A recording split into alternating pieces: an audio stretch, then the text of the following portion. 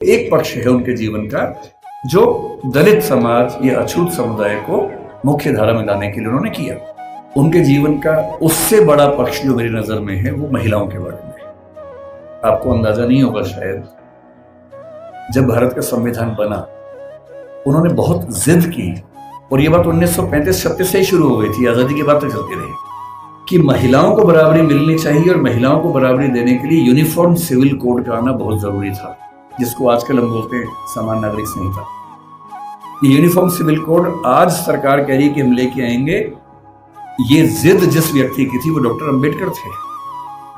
उनको पता था कि जब तक सामाजिक कानून सभी धर्मों में पुरुष और महिला के लिए बराबर नहीं होंगे तब तक महिलाएं आगे नहीं बढ़ सकती हैं। उन्होंने कहा था, मैं किसी समाज की प्रगति का अनुमान इस बात से करता हूं कि वहां महिलाओं की हालत कैसी है।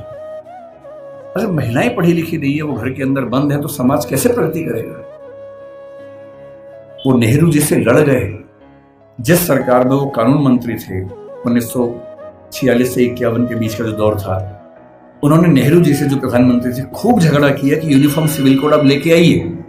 उस समय नेहरू जी का मानना यह था कि 1951 के पहले आम चुनाव होने के बाद जनता से विश्वास लेने के बाद मैं लेके आऊंगा।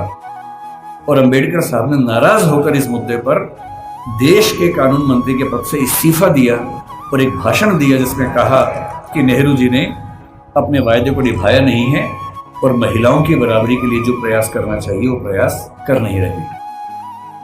और फिर 1956 में उनकी मृत्यु होने से 1 साल पहले, 1.5 साल पहले, जो हिंदू कोड बिल था, Hindu code bill uniform civil code का एक बड़ा हिस्सा था जो हिंदू समाज के बारे में था, उसको 4 कानूनों के रूप में नेहरू जी ने पारित करवाया, जिसमें से एक हिंदू मैरिज एक्ट है, एक हिंदू सक्सेशन एक्ट है। और यदि आज हिंदू समाज की महिलाओं को वो सारे अधिकार मिल पाए हैं जो हिंदू पुरुषों को मिलते हैं, तो उसके पीछे जिम्मेदार सबसे बड़ा यदि कोई एक व्यक्ति है तो वो डॉक्टर अंबेडकर है। इसलिए भारत की महिलाओं को, आप जिस भी धर्म को मानते हो, मुस्लिम समाज पर यूनिफॉर्म सिविल कोड उस समय लागू नहीं करवा पाए वो, अब शायद वो भी होगा।